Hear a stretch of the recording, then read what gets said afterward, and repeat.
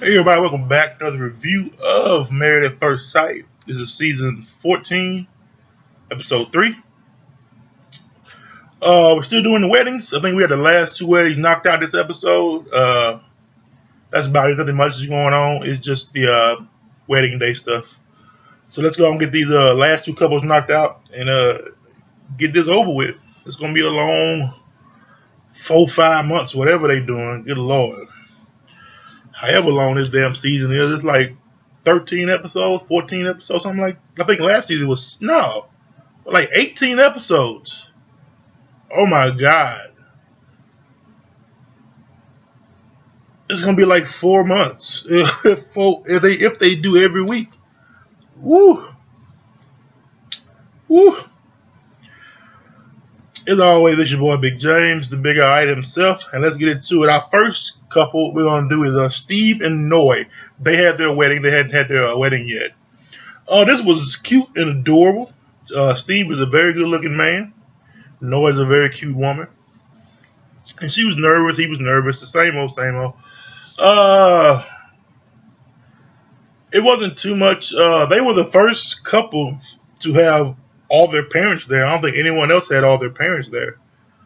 So he had his mom and dad. She had her mom and dad, which was nice. That's rare, especially this season. Uh, Noi, when she came out and she saw him, she's like dragging her poor dad. She's because Steve is a handsome dude, tall, dark, and handsome, which is what she said she wanted when she was talking to a bridesmaid in the hotel room. So when she saw him, she was ready to do this. You know, she was very excited, very happy. He was very excited, very happy. They exchanged their vows. They did the ring. He gave her the ring, and he said, "Well, you know, I didn't know if you would like that ring, so I had a second ring."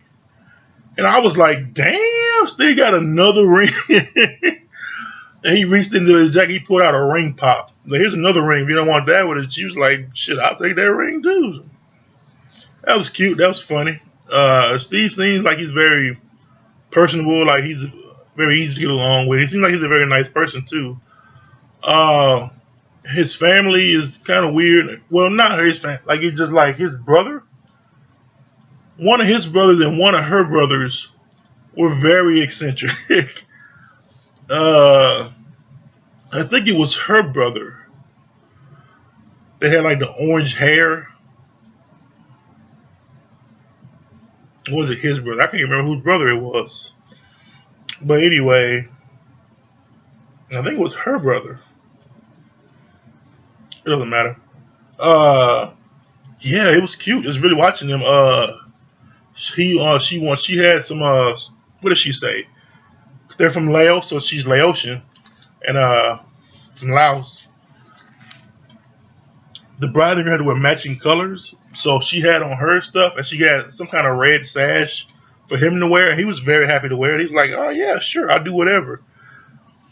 So it was just cute to watch. You know, he seems very happy. She seems very happy with who they picked for her. Uh, Talking to the families.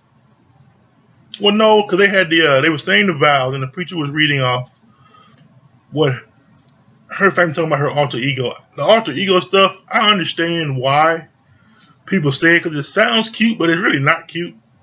You know, noisy and noi. That could work. That could backfire to somebody like, wait a minute, who am I marrying then? But it seemed like Steve was cool. He didn't. He wasn't too upset about it. He didn't think too much of it because he was just a. He's like, shit, I do shit too.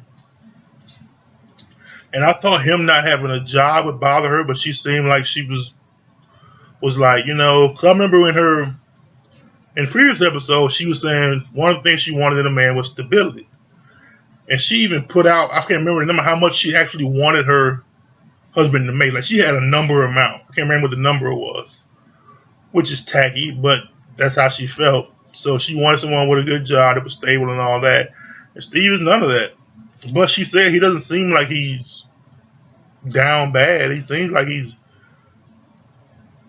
can get a job if he wanted it. I don't know how much he's making freelancing. I don't know how much he made previously, but he doesn't seem very financially scrapped.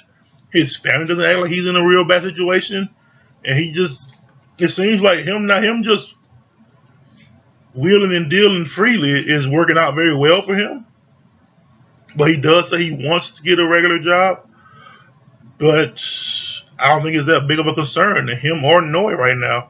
He said he wants to travel. He got a lot more to do. And he made a point. He said, for the past 4 months, he's been traveling the world, driving, seeing what life has to offer. And then he comes back to do this. He's like, so he's been on an adventure. This is just a grand old time for him. He's had a great year. And Nora was like, that's good. I believe the whole traveling adventurous thing, because of her past, I think she likes that he will get up and go. And he wants to see the world and travel. I think she likes that, which is a great thing that they have in common. Because she's been all over the world chasing dudes. But he's been all over the world on his own. So I like them. I believe they're going to make it. I don't see a reason why they wouldn't. At this point, something could come up, but for now, I think they're good. Uh, yeah, that's all I got for them. Their families were being awkward and weird, talking about sex. I don't know why. I'm gonna say this now. Every couple's family was asking about sex on the wedding night. Every couple, and they do that every season. I'm starting to think that is a producer-driven question. I believe the producers are telling family members, ask them about sex on the wedding night, because it is absolutely ridiculous and stupid to ask that. It really is. This is somebody you don't know. I believe that is very producer driven. It's very producer pushed, because it doesn't make any sense for every couple to ask it at the same time during the marriage. No, that's being fed and pushed. Yeah, I think that's it for them. Next couple, Mark and Lindsay. Uh, Lindsay is a lot, and I don't know if Mark the Shock can handle that, because he is like, she's doing a lot. She's a lot to handle. Now, remember, this is the same day she took down 2 bottles of champagne. This is all in the same time frame. I know that was 2 episodes ago. That was episode 1, with episode 3, but it's all the same day. So she still ride 2 bottles of champagne. She still tore the hell up. So it could be that. But yeah, Mark was like, my wife is a lot. And she was, even when, it's like, for everything they do, for everything they did to kissing, she was like, Lord, because they were thinking, that's another producer. I believe that is a producer thing. Everybody's hitting the glass for the couple to kiss. I've never even heard of that. And Lindsay was like, what the hell is this? And Mark like, they want us. People were like, we want you to kiss. Like, but she was eating. She was like, I'm eating. But she was like, all right, whatever. Every couple had the same thing happen. And I was like, it's not a coincidence. That not just spontaneously happened at the same point in the evening for every couple. That's some showbiz funny business right there. But she was over the top about everything. The cats was over the top. The kissing was over the top. And Mark was talking to her dad and was like, he's seeing the loud side of Lindsay. He said he wants to see the loving side of Lindsay. And her dad and her brother was like,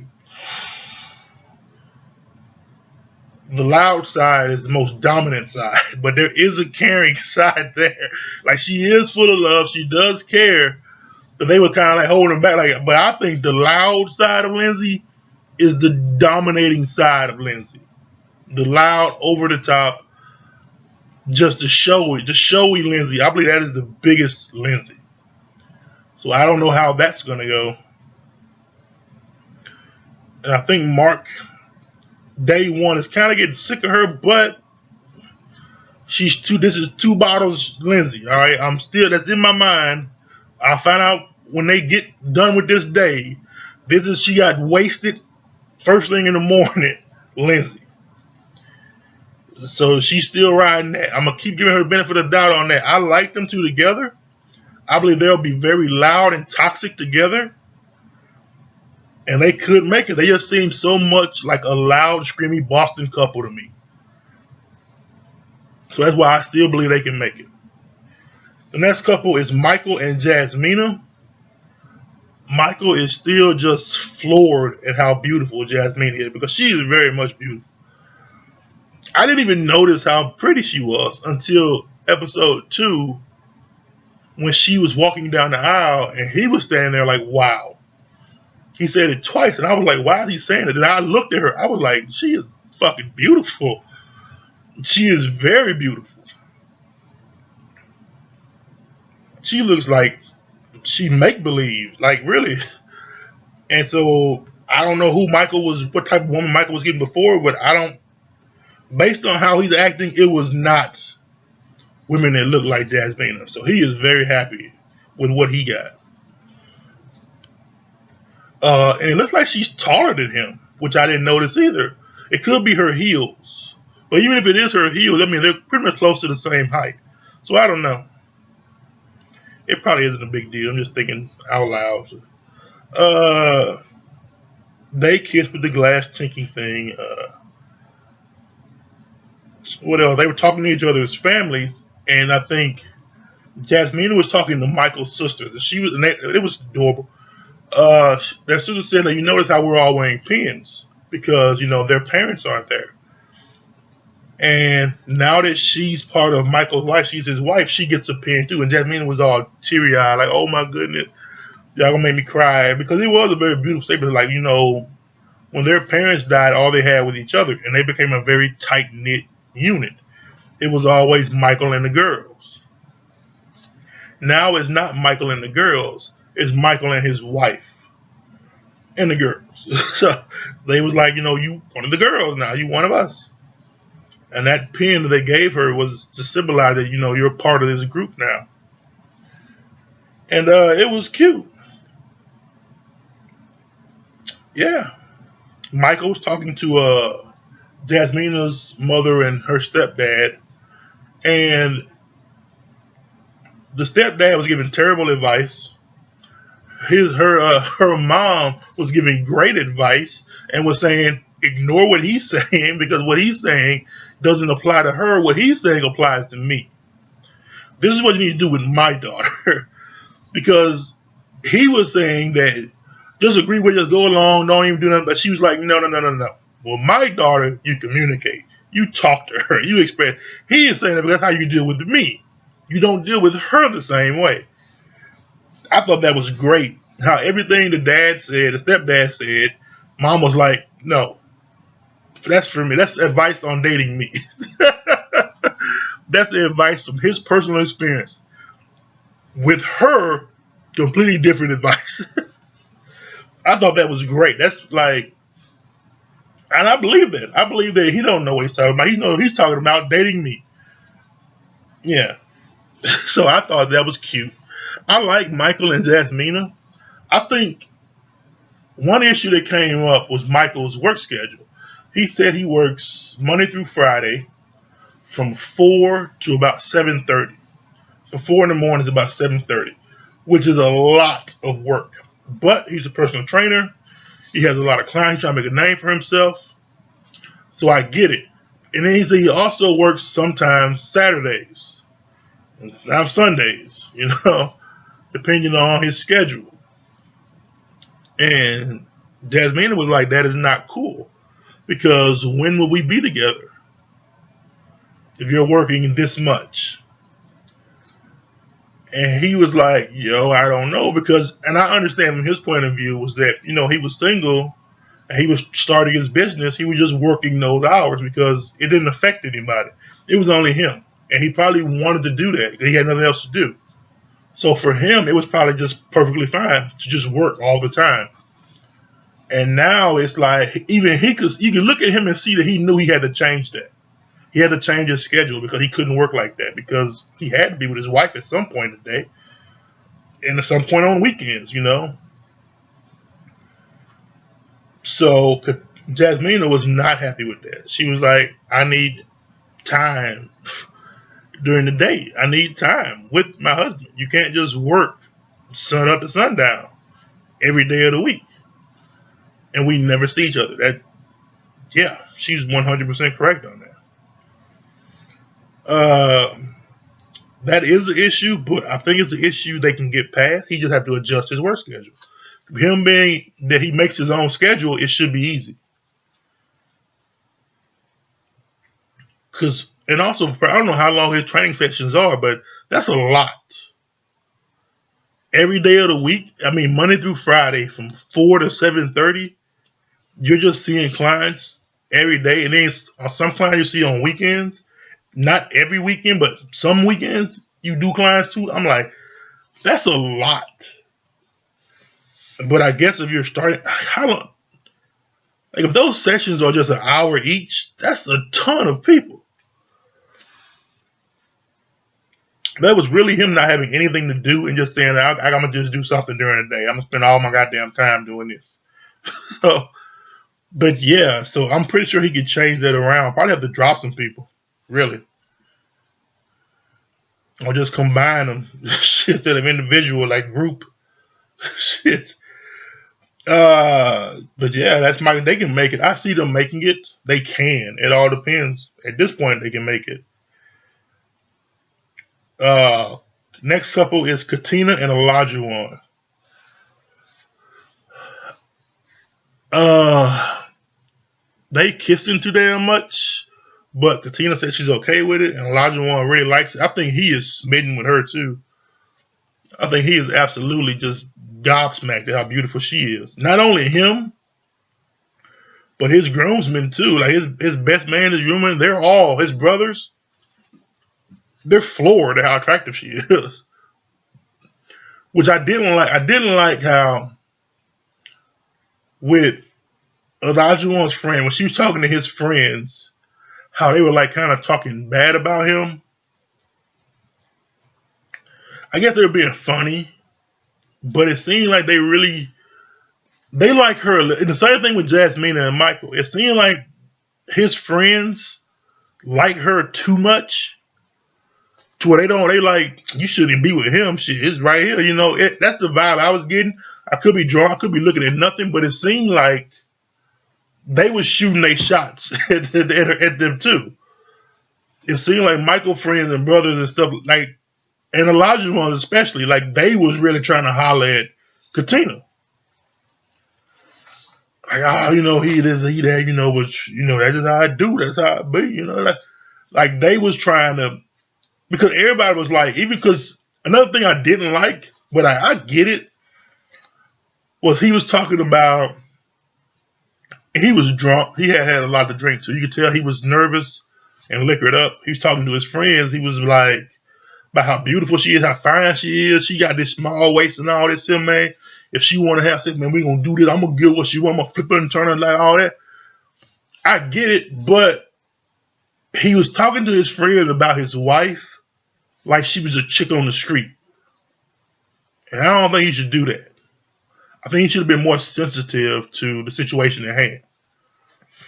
But he just seemed way too comfortable with being disrespectful to her. Like he was doing guy talk, but it wasn't guy talk about just some chick in the club. It was his wife. You understand what I'm saying? I hope I'm making sense. So I got it, but it was like, I don't know if that's the right thing to do. And Elijah One was talking to Katina's mother, and he called her Katrina. And her mama was done with him. I think she was done with him right then. He was like, her name is Katina. And he was like, oh, Katina. He was calling her Katrina. That's not her name. Her name is Katina. She said that's a pet peeve of hers. And Elijah One talks too goddamn much. And I know it was nerves and it was the liquor. And he told her like he has ADHD. He could just go off field, like tell him to stop and do all that. And I think Katina tell him to stop and everything like that. But he just kept talking and talking and talking. It was like he got to stop to breathe at some point, but he just kept talking and talking and talking. And Katina's mom was like, oh my God. She had she did some Looney Tunes shit where she was like, oh, look at that, a rabbit. So he looked back for the rabbit and her mama just got up and got the hell out of there because he would not stop talking. And it was just, he talked too much. Fuck, he talked too much. I'm going to give it to the nerves, and I'm going to give it to the alcohol that he was doing that, because it was just weird. But I think that those two are not going to make it at all. I think that Olajuwon is not ready for marriage, because he was talking to her about the whole cooking thing. And Katina's like, I don't cook. Like, all that shit that Olajuwon was like, a wife should do, she was like, I don't do that. And he was like, but he let that shit slide. He let a lot of shit that he said, oh, you gotta do, he let that shit go. He trying to have sex. After he gets some, it's gonna matter again. It don't matter right now because he trying to get some. Once he gets some, it's gonna matter again. I need you to cook, clean, have hot food ready, have everything looking nice when I get home. You my wife. Once that's gonna come back up, because he's just letting it go now because he's just awestruck at how beautiful she is, how nice she is. So I think that he's just letting it slide because of how new it all is. Once it's not new anymore, he's not going to let it slide. He's going to like, this is what I want. I want this. I'm going to demand this. And I can see that shit coming. And I see Katina like not going to put up with that shit. So, yeah, I don't think they're going to make it at all whatsoever. Our last couple is Chris and Alyssa. They not going to make it past the fucking honeymoon. Because I said it the last time. I said, like, everything she was describing, this man ain't. And the goddamn production is so shady. She was talking about, oh, he's got to have nice teeth. They kept zooming in on Chris's fucked up ass choppers, on his raggedy ass teeth. They all there, but they all look funny. So,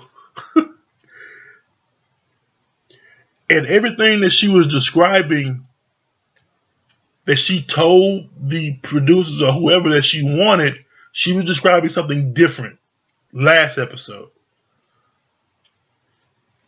So when she came out for the wedding, and I hated this, she did this bullshit that I did not like. Her dad was there, and her mom and dad was there, and she said, well, her dad has a bad back, and he can't walk very far, so she's going to walk down the aisle by herself as a strong, independent woman, so she can do anything. And I said, that's that bullshit. Because she said, I don't want to listen to nobody else. I don't care what anybody else think. And I said, her dad could have walked her halfway. He could have met her at the altar. He could have did anything.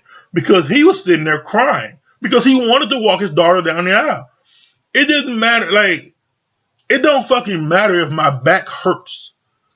Put me in a wheelchair and let me roll my ass down, and I'm going to do it. She made the decision that, no, you're not going to do it. I'm going to do it to prove a fucking point. A bullshit ass point. And I think that made me not like her right there. She comes out and she sees Chris. And you can tell by looking at her, she is ready to turn around and leave, which is what she said she's going to do. If she looks and it's not what she wants, she's going to turn around and leave. She should have just did that. She went down the aisle,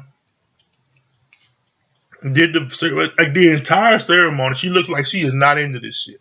Like she don't want nothing to do with any of this. The whole time. But she did it anyway. I was surprised she kissed him. After it,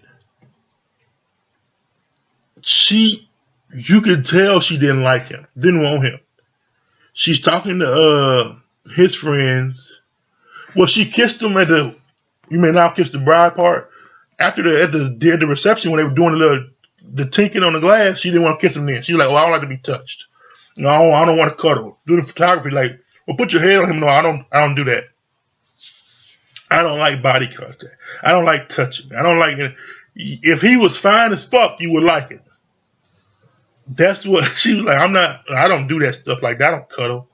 Bullshit, bitch. Yes, you do. You don't want to cuddle him. So she did all of that. If I was Chris, I would have said, I'd have been like, well, you know what the fuck? Because it was obvious the vibe she was giving off, but she don't like him. And you could tell because he was asking her friends and her mom, like, does she like me? Has she said anything nice about me? And they were just, her mom was like, yeah, she said you're cute. She said, like, just lie. She basically lied to him. So her friends and her family were lying to him to not hurt his feelings because she was not saying that shit at all. Because, and you could, that's what gets me. He could tell something was off because he was asking, is this shit cool? It's like, am I okay? Do I am up to her standards or whatever? What the fuck going on? No, no. She talked to his friends and his friends just shitted on him. Said that he's a teacher. He likes to teach. Just tell him to shut up because he can go on and on and on. He can be egotistical and all this other stuff. They just said a bunch of stuff that I guess they were trying to be helpful, but it really wasn't anything good about him. They said nothing good about him that they showed. So, and he talked to her family. They said a bunch of bad shit about her. Shit. Like, if she just goes off, she just gets on a rant and gets to one of these dark places, just leave her alone. She can go off. She can do all this stuff. Just leave her alone. Let her have her moments, stuff like that. But when they told it to him, he was just like, okay, I have to learn for myself. And she was like, oh no, I've heard enough. Fuck this dude. So she didn't like him. She talked to his friends. What they said gave her an out to say, what I've heard about you is bad, and now I don't want anything to do with you. So I thought it was bullshit. And I'm sure everybody else did too. But it gave her the excuse she needed. It gave her everything she could have possibly wanted to gain and just take off. Just be like, I'm out of here. I'm done with this. Because she didn't want to be there in the first place. When she came out and saw him, she was done. And then everything after that was just a show. She was just probing, looking for something to go off about to make it so that it's not on her. She's not being egotistical. She's not being, I can't think of the goddamn word. Selfish. She's not being. I can't think of the goddamn word. I'm sure I'll think of it later. But she want to make it seem like she's not a bad person. Oh, I'm not, because I'm not, just on surface level attraction. No, that's not what it is. He has these bad character traits that I don't know anything about. Somebody else just said something. So I'm going to make it all about that. She didn't like him. She didn't want to be with him. She said, I'm not going to.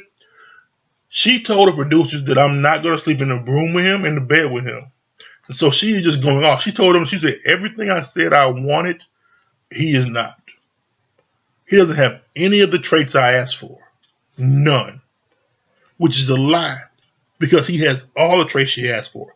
The physical stuff she didn't mention. She does not physically attract. Just say that. I'm not physically attracted to you. You're probably a great person. But I don't like what I'm looking at. Let that be it. And producer said, well, you got to tell him. Because he doesn't know what the fuck's going on. And he didn't. He was just sitting in the hallway like, something's going on. And she told him, like, I heard stuff about you, and I don't like it. So I just don't want to be in the same room with you or spend time with you or anything like that. And Chris was like, cool. What else can you do? So Chris and Alyssa ain't going to make it. And I don't like Alyssa. And I don't think Chris is a good person either, but he didn't deserve that. Because he didn't do anything wrong. If she felt that strong about it, she should have never went through with it. She should have cut it off at the beginning. She should have did what she said and just what she said she was gonna do. She should have did. Just turn around and left. And then you all just say, "I'm not physically attracted to you. You're not physically what I wanted." And let that be it. But she didn't do that. So the hell with Chris. I think that right now, Stephen Noy, Mark and Lindsay, Michael and Jasmina can make it. Katina and Olajuwon, nope. Chris and Alyssa, they're not going to make it past the fucking honeymoon, I don't believe. Look at the previews, they're not. Because all their previews was just the honeymoon. There was nothing after that. So that's up with me. Those are my thoughts. What are yours? Make sure you like, comment, subscribe. and hit me up, man. Let's see where this goes. I'll see y'all next time. Peace.